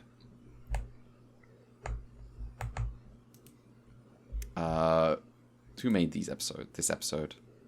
I could see you go like, we have nothing else to talk about. We gotta. Yeah. There are the other episodes had a little more, I think. So this was directed by Takumi Furukawa, who also did the time travel episode from last week. Written by a dual team, one a new guy, one a returning face. Written by Toshiro Ishido, and then Kiyokazu Yamamoto. Now, Mr. Yamamoto, I say as I pull up my... my uncle is texting me. Enough of that. Pulling up my notes app. Yamamoto is a writer who is more known for his work in theater than TV and movies, but he dabbled a little bit. He helped create The Black Tent, which is a traveling theater company that I think is still going, that has put on a number of critically acclaimed productions over the years. He specifically got into TV and movie writing because of two good actor friends of his. One, an actress known as Kiran Kiki, and then another, an actor by the name of Shin Kishida. Hey! Our friend Ken from last series. Now, interesting note here, actually. According to a footnote on Yamamoto's Japanese Wikipedia page, there is actually, as of 2005, substantial reason to believe that the Prisma episode of Return of Ultraman, which was written under a pen name and often credited to Shin Kishida, was actually written by this guy. And Kishida just went on to take the credit for many years. Damn. So, interesting little tidbit. But it doesn't seem like there's any like bad blood or anything. That's like... What it seemed like more is that the likely story is that Shin Kishida came up with the overall concept, but then Yamamoto was the guy who actually did the muscle work of writing it. And they were very good friends, it seemed like. So, possibly the last guy. Yes, actually, this is the last guy for this show that I will discuss. This is the last guy we'll have ever. All these guys live forever, even into the 2000s. Yes. Obviously. Yeah. Oh, wait, no. Maybe I do have one more guy. We'll see. I may have done that one already. See, that's the thing with the show. There's so many guys who are just on for one episode. I think they were just scrambling to get any fucking TV writer they could for the show's second Please come save Ultraman Ace. We will pay you a mild amount of money. This shit's not getting saved. It's not getting saved. Certainly not now. Next episode's gonna try. Yeah. Speaking of, episode 48, Revenge of Velcron, featuring Missile Choju Velcron II. Now, before we go in, when you saw the title of this episode, how many of us knew who Velcron was? Nope. Until they started talking. To be honest, when I saw it, my first thought was like the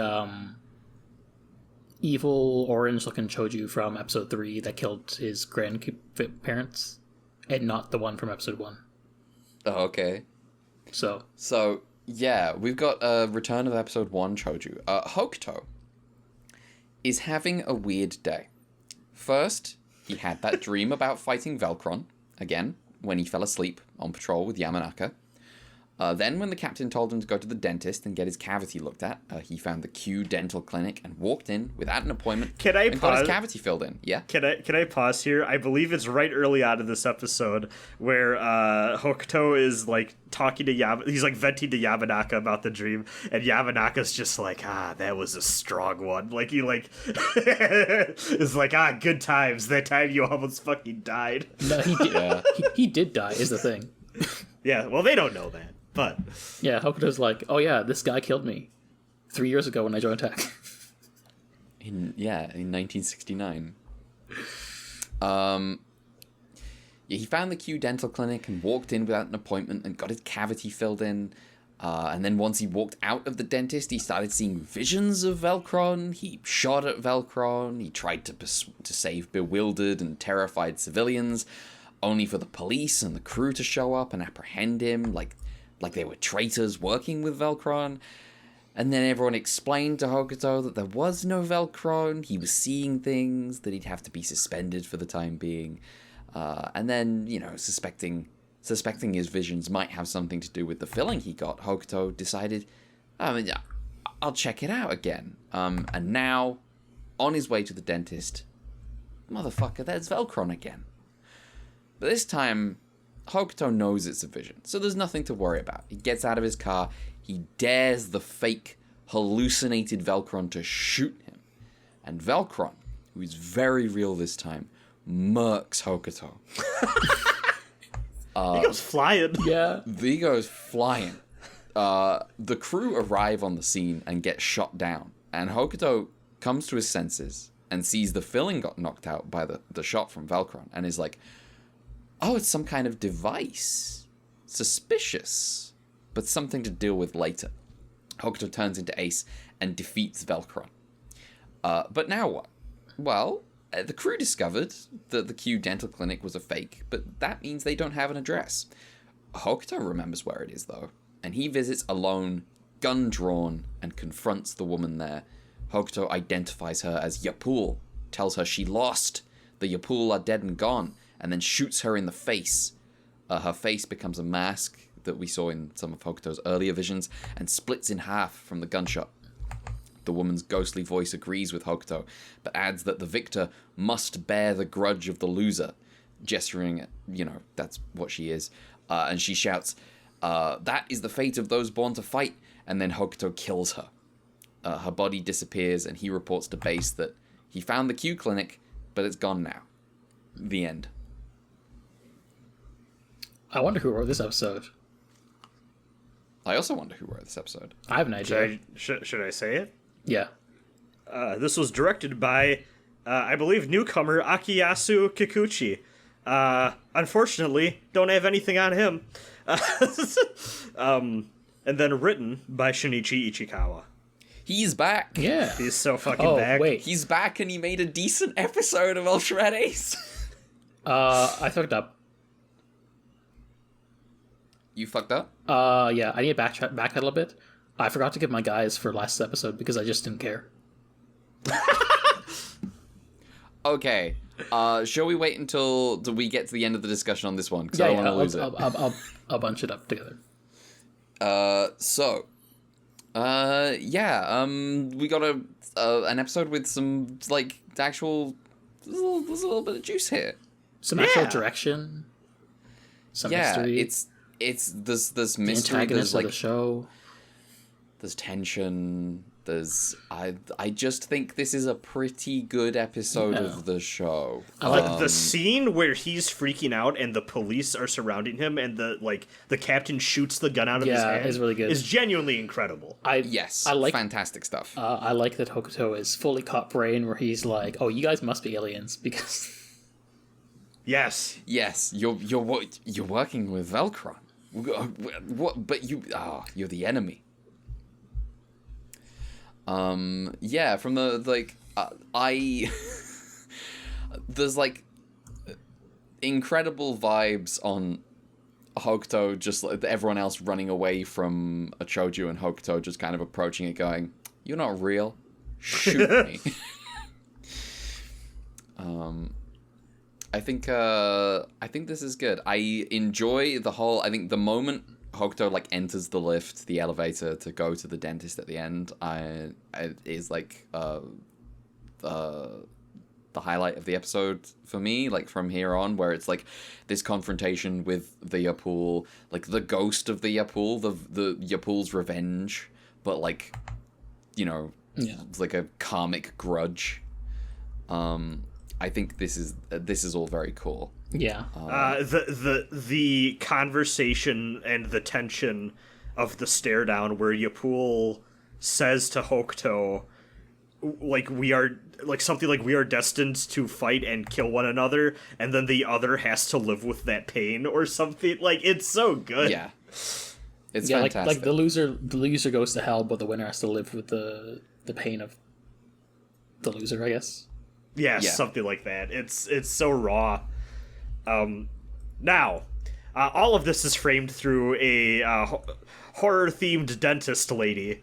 Which is pretty funny. I was losing it this whole time because this brought me back. So, my mom was a dental assistant. Or a dental hygienist, properly, I should say. Dental assistant is different. And if there is one thing I remember of watching cartoons with her and the family and any children's media when I was a kid, any episode of any TV show where they had a bad guy or scary dentist, she fucking hated. Because she's I have to deal with kids at least once a week there will be some kid who needs to go up on the little chair there and is just screaming and crying and terrified, and I have to do so much work to calm them down and tell them it's not going to be that bad and it'll be okay.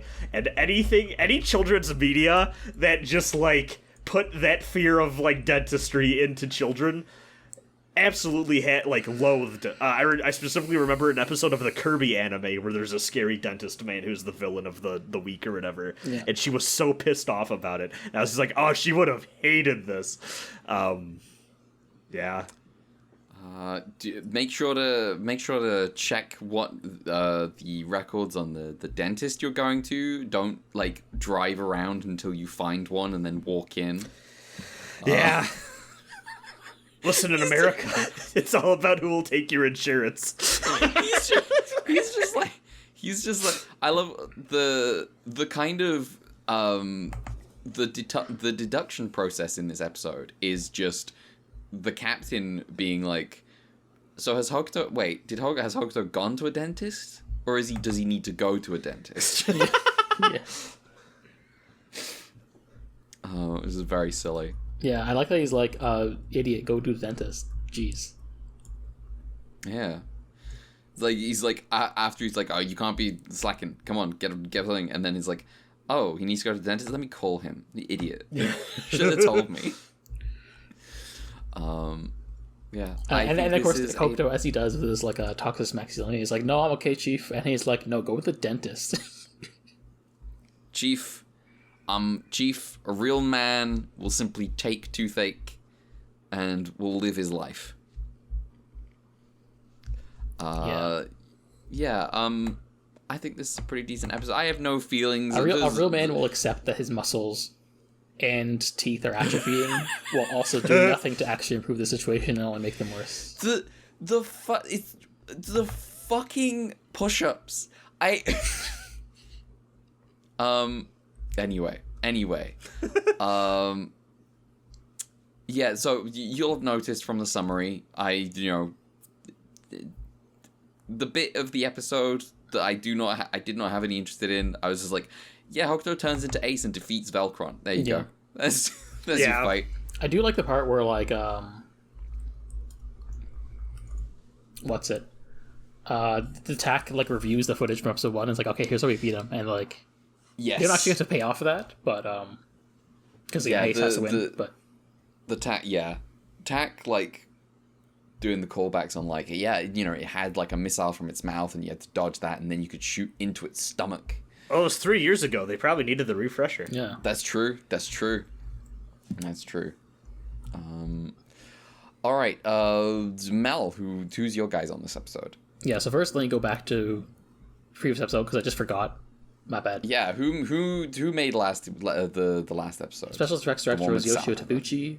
Hans Aguirre was made by Yoshio Suzuki, and it seems like the suit may have been modified from Zygon, who is a Choju I forgot. I think it was from episode 10. Zygon? How do you spell that? It's like a rhinoceros-looking green. Oh yeah, that was thing from as like a Venom horn. Go episode. Oh, I see. That was not the highlight of that episode. No, absolutely not. Zygons are in Doctor Who. Anyway. Zygons be Zygons. There we go. Hey, Yokio Tabuchi was also special effects director for this episode. The Apu lady was played by Mariko Takatsuki. And Vericon 2 is apparently, it's Vericon, but also it's not apparently the original suit. Apparently they modified it from Mackless from the Hokuto to Orphan Boyfriend episode. Mm-hmm. Oh. See, when you first said that name, I was envisioning the Ultra 7 Pokemon Kaiju capsule monster. But different name.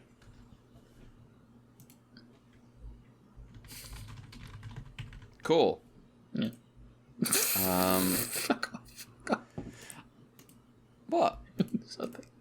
What are you talking about? It's nothing. This is an audio podcast. Who made this episode? Oh, you've told us the director and writer already. So Mel, who's on this episode? I just did. Oh, I missed the switch over. I'm sorry. Yeah, I kind of just did. I was like busy finding Zygons. Zygons. Yeah. But yeah, I just you'll hear it again when you're at it. So. Yeah. Cool. Excellent. All right. Do we have anything more to say about episode 48? Yeah, I think it was nice having like an episode of the show I just liked again. Yeah. Yeah. Like we've had stuff in the post retool where it's like, all right, this is all right, but like, I'm not going to bat for like any of those. I feel like individually, like I am for this one. Yeah, you know what I mean? It's more this like, oh, we get like there's an episode that isn't just like I turn my brain off for like 20 minutes or 15 minutes if I speed it up. The fact that everything I feel so righteous about the fact that Ichikawa came back and made the best episode of Ace that we've had in fucking forever. Yeah. I was just like, of course he did. Good. It's nice having television not made by a fucking coward. Yeah. Yeah. Maybe that finale will be good. Who knows? Yeah. Anyway. Moving on to episode 49, The Flying Jellyfish. Featuring not the jellyfish. The jellyfish isn't the featuring. It's featuring Water Jug Choju Aquarius. I have a guess who Yeah. directed this episode. Is it the guy that's always putting star signs Yes. in it? We'll see though after the summer. A spaceship arrives on Earth and drops off a woman in white carrying a jar. This is Aquarius, but also the aliens are Aquarius, and I think the planet is also called Aquarius. So I will be referring to them. The planet is the number 3 planet from Aquarius. It's classic Bolton Sajin situation. Aquarius relays back to the ship Aquarius that they should colonize this planet for Aquarius number 3, as its atmosphere is close enough to their home planet, Aquarius number 3, and there are plenty of people to conquer. The ship Aquarius, is like, nice, we're gonna get started on refueling the ship, and launches, I think, the only thing in this episode that isn't Aquarius, which is a choju that looks like a man o' war, like jellyfish. Notably, yeah, go for it. I'll just say it now because it's also in the trivia anyway. It's our first puppet since Ultra 7. I'm gonna tell you, puppets are good. Puppets are good. Yeah. Puppets are good. Yeah, this choju is gonna drain passing planes of their fuel. Tak launched to fight this choju, and Hokuto, Kono, and Yoshimura go down in the countryside. A group of locals, led by a goofy farmer called Kumakichi, are about to go rescue them, when Aquarius, the woman, shows up and says, nah, you should tie them up. Why? Well, it's God's will. No, come on. The choju isn't a choju. The choju isn't God. It's a choju. And she's like, the choju isn't a choju. It's God, and it lives in that black cloud. And then she summons a black cloud to blot out the sun, and the locals are like, okay, maybe God is in the cloud. We should use... She's like threatening us and with like smiting and stuff. Let's go tie up the crew. Once tied to the posts, Hokuto, Kono, and Yoshimura insist that God is not in the cloud. And Aquarius, the woman, says, all right, I mean, I guess we gotta burn these guys or we're never seeing the sun again. God's will. So Aquarius, the woman, leads most of the locals in a ceremonial procession, chanting about a black sun and red moon. While there's barely anyone around, Yamanaka frees the 3 captured Tak members. Kono and Yoshimura are sent to arm themselves, and Hokuto and Yamanaka follow the procession. Aquarius, the woman, leaves the procession while she ascends alone to the peak of the mountain. There she communicates with Aquarius, the ship. She says, I have established a colony by getting some people to worship Aquarius as a god. Hokuto and Yamanaka emerge, and Aquarius, the woman, flees. Kumakichi and the others arrive and confront Hokuto. At this point, the captain and Mikawa show up in attack space and use a jet fan to blast away the dark cloud, which is, that's a decent video game. Revealing the spaceship within. Kumakichi is like, that's God? Okay. Doesn't seem like God. The choju from earlier appears again and is dispatched by Tak with ease. At this point, the spaceship tells Aquarius, the woman, to keep fighting for Aquarius, the planet and people. She does a flip, and Hokuto shoots the jar. The jar breaks, and she transforms into a giant choju. Everyone else evacuates while Hokuto stays to fight. He falls off a cliff and turns into Ace. Ace defeats the choju and then seems to quickly make a grave for the choju off-screen. Crisis over. The crew bids farewell to the grateful and apologetic locals, Kumakichi included. The end. The degree to which these people rapidly go all in on a new faith and then abandon it is really funny. Yes. It's like, well, I guess we're in. Yeah. Part 2 of that is I think it's really funny that Aquarius the lady is like, alright, I got these specific villagers to worship me as a god, which means we basically turn this entire planet into a colony. Yes.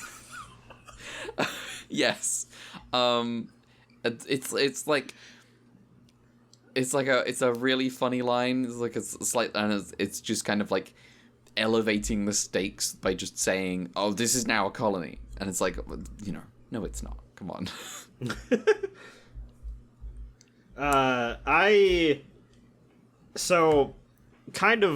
I talked about this with like my thoughts on the time travel episode, but like this starts to lean towards like folk horror stuff in a way that I'm of two minds of, because on one hand I like, because I'm always down for when things become Wicker Man adjacent. I'm always so fucking down.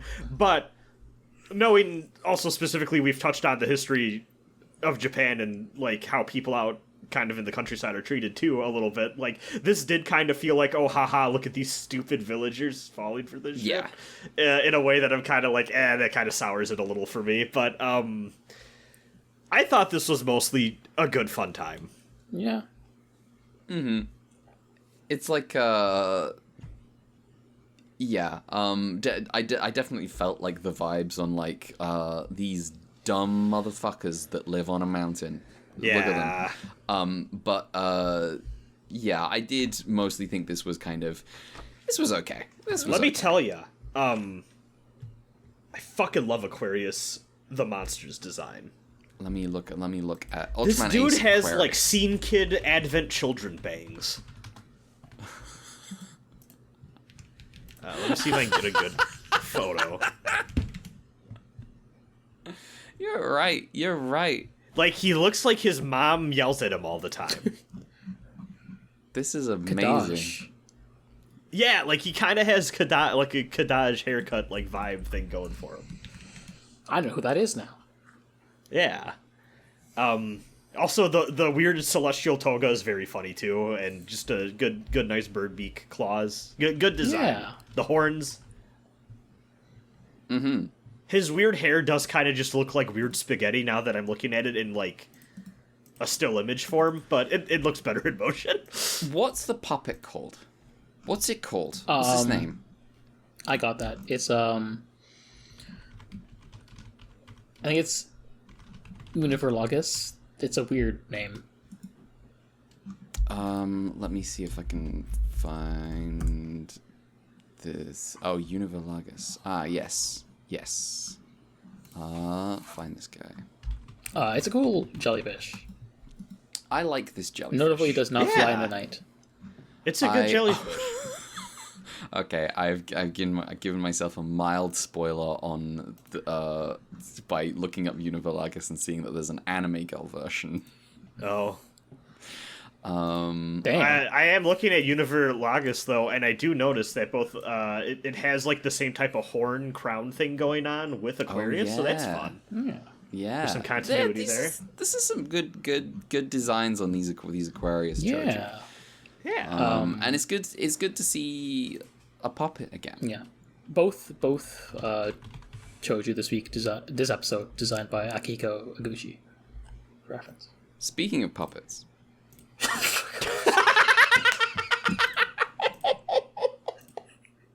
Thank you, Red. For the YouTube version, I need to, I guess, just put this GIF over the entire episode, the entire time. this episode is getting called Hop on Roblox. Wait, hold on. Do you And say anyone- GIF?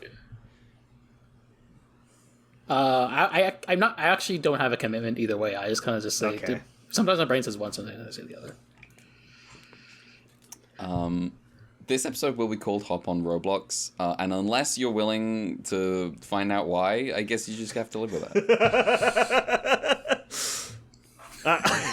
Okay, also, I need these fucking data source, like, book people to chill the fuck out. Why do I... In case you're wondering, Univerlagus's tentacle length is 70 meters each.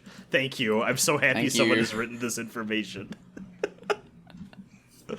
I'm gonna stop looking at the Ultraman wiki lest I be spoiled on Monster Girl forums. Yeah. Yeah, look forward to Kaiju Girls in like 8 years or something. Most of you aren't actually going to look forward to it. What else I'm looking forward to it. I want to see these kaiju girls. Yeah. Apparently, there's multiple continuities. Wait, Brad, before you continue your thought, what the fuck did you just say? Apparently, there's multiple versions of Kaiju Girls. Yeah, this is very believable to me. There's like an anime version and then also a manga version. And they're different. They have different kaiju designs because I think they're the different publishing companies. I don't know what's going on there. I see. I see. silly. I understand. We'll figure out how to cover it eventually. But It's like how there's different Build Fighters continuities. I think they're the same There are continuity. different Build Fighters continuities? I think Divers Divers takes place in the Build Fighters universe. It's just like later. Yes, actually, so what I think actually happened there is that there were separate ones, and then I think the most recent show was like, no, actually, they're all the same. I think that's what happened. But The turn A of Build Fighters. I know at some point they were more separate seeming than they actually turned out to actually be, and I think like there was some shenanigans going on. I don't know. If you think about it, Build like stuff. Return of Ultraman is the turn A of Showa Ultraman because it brought everyone into the same continuity. True. Right. Hey, I'm going to tell you right now, disastrous for Keyhell. Harry watches the Build shows and gets into Gunpla. Hey, speaking of bringing all the Ultra Brothers together, you know who ain't in these fucking episodes? Fucking Dan. Dan is dead. Gone. He Murdered. Found dead in Miami. He along with Ultraman sure has Blazer. not been here since the Winter Horror series. No. He didn't survive the winter. No. He had a skiing accident.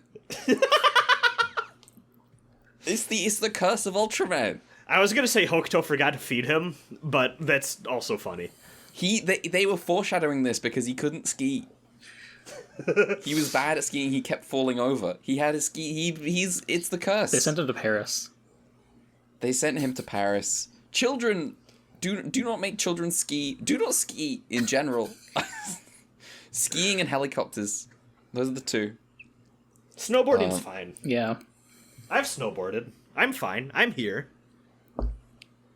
Yeah. I got really animated about that for some reason. I do not take an actual moral stance against skiing. I think it's whenever I hear about someone's like, oh, they had a skiing accident and it went terrible, and I went, yeah, you're barreling down a mountain. When I was in middle school, we went on this like week-long like trip to like some camp thing, and like one of the girls got lost cross-country skiing, and it like ruined everyone's afternoon because like we're just something like, oh, we have like a problem. Time to become a rescue team. It's like she was fine. like, she just went off the trail a little bit and everything was fine. She was a little shaken up about it, but like everything turned out okay, but we were just all like, oh, what the fuck, someone's missing. So it's like that episode of Toradora. Yeah. I'll take your word for it. You'll have to take my word for it. You believe me. What else? Do we have anything more to say about this episode before I who ask made who it? made Yeah. it? Yeah. So, who made Mel, it? you had a theory. Yeah. What was your theory? Cult guy. Whoever does the constellation stuff. So, this was written by the director of last episode, Akiyasu Kikuchi. Oh, he's a new guy. Yes. Damn. And then written by Toshiro Ishido.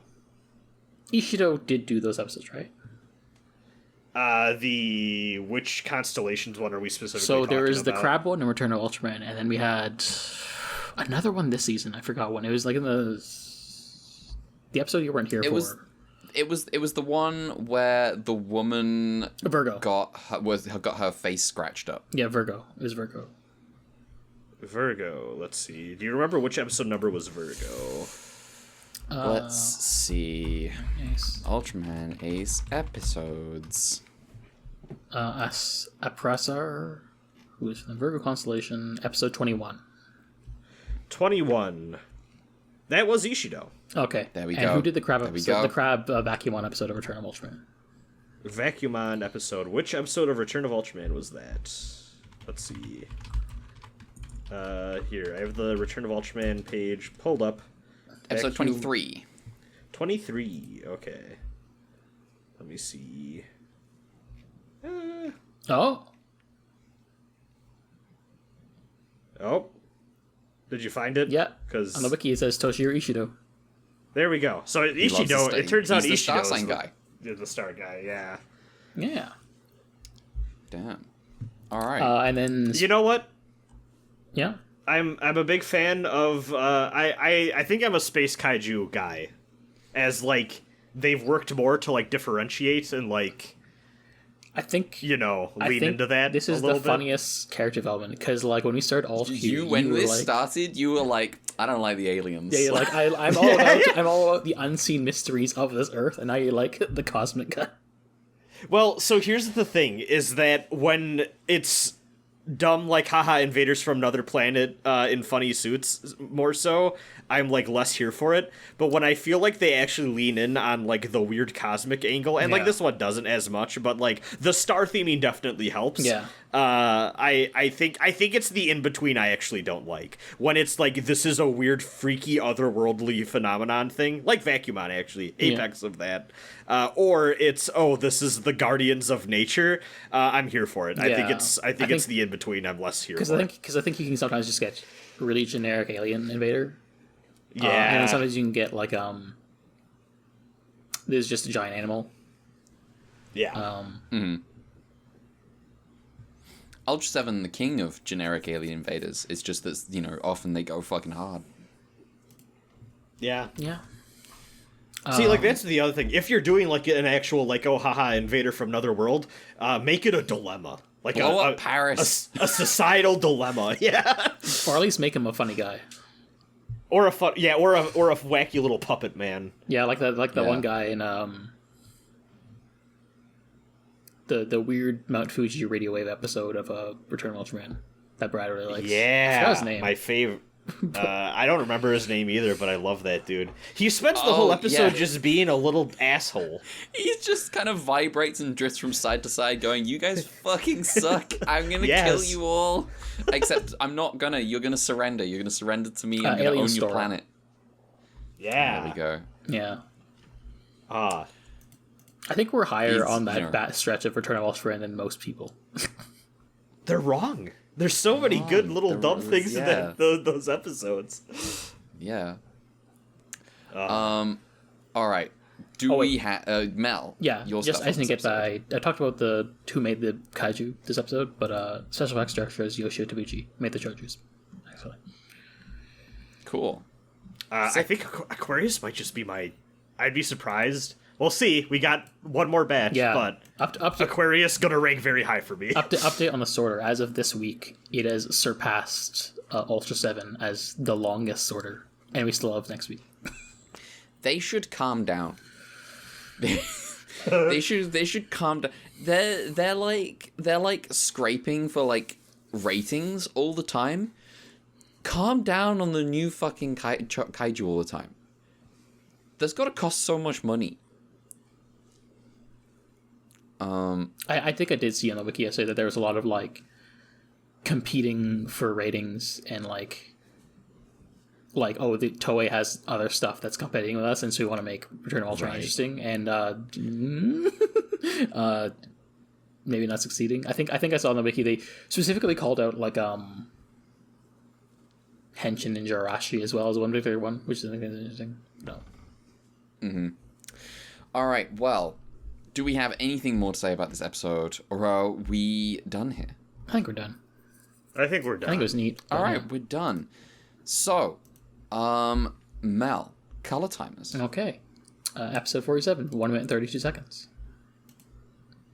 Mm-hmm. Episode 48, 3 minutes, 12 seconds. Damn. And episode 49, 2 minutes, 6 seconds. Okay, 2 out of 3. You know, it's not bad. Yeah. Do we have any emails? We got one email. One email. Shoot. Okay, this one's from Cross Zeta. Thank you. They say, hello, ultraqpod@gmail.com. I don't know why they said that. We've hit the penultimate batch for Ultraman Ace. Episode 28 is probably my favorite of the post Yugo half. I do like the episode mostly being someone tormenting Seiji with a hallucinogen. The villagers appeasing God by sacrificing task on costs is also pretty funny. Mm-hmm. Yeah. Yeah. Pro episode 48. Big fan. Yeah. Yeah, I think 48's really good. I think there's some good shots in the episode. Just of like, you know. Yes. It's an episode that is like deliberately trying to be kind of stressful and unnerving. Like Hokuto staring down the Choju and also just like going in the elevator. There's some good shots there. Do you think the cavity was a metaphor for the hole left behind in the show after Minami left? Yeah. Damn. That's where Minami goes in his tooth. I don't know. That's where she goes. I don't know if that was intentional, but if anyone would do it, it'd be Ishikawa. He has to have the cavity there for all time as a reminder that Minami got kicked off the show. All right. Rest of this email. And then they also say, one last thing. I hope you all have a great time with the end of the show. One of the episodes I remember most is from the penultimate episode. So yeah, I guess that's a good sign about the batch to come, I think. And on a high note, which I think is nice. I hope so. I will probably try and watch the episode. Not that this show will scrape its way above OG Ultraman, in my rankings. It's not happening. Amazing. We found something lower than that. We found something I like less than the original Ultra. Listen, Ultraman Ace has some good episodes. It doesn't have some good episodes in the way Ultraman has. Yeah, it's like, turns out, comparing like foundational but rough work with like some standard episodes is going to peak over kind of derivative work that doesn't commit to its own ambition and then kneecaps itself. Yeah. But you know, we'll talk about that next week, probably more in further depth. all right. Thank you for your email. And that might be us done. Yeah. Because we're all done with runback for this season. Starting up again in Taro. Yeah. So but like after we've done our thing. Cool. Plugs. If you want to follow the show, you can do so on Twitter at @ultra_Q. That is at @ultra_QUEUE. Mel. Hi, you can follow me at Dear Crowns on Twitter and Blue Sky. We have the email ultrapod@gmail.com. Next week's the finale, so absolutely send in emails if you have them for final thoughts on the show. And of course, I will be including the Choju/Terrible Monster sorter in the description of this episode when it comes out. So I'll have to get on those final episodes really quickly. And yeah, just, don't send too many of your rankings if you're sending in rankings, obviously, because there's over 70 guys on this list. Anyway, Brad, to you. Yeah, you can find me everywhere at @BInvoked. That's @_invoked. I'm just hanging. We can I'm try. excited for this show to be over. Yeah, me too. I just want to get out of it. I hope Tara's good. Yeah. All right. That's it. Goodbye. 3 more episodes of Ultraman Ace. The last episodes. We'll be free. Right? Yeah. Yes. The last episodes of Ultraman Ace. The image of next like week. the sun setting and just the chain snapping, Yeah. Goodbye. Later. Bye.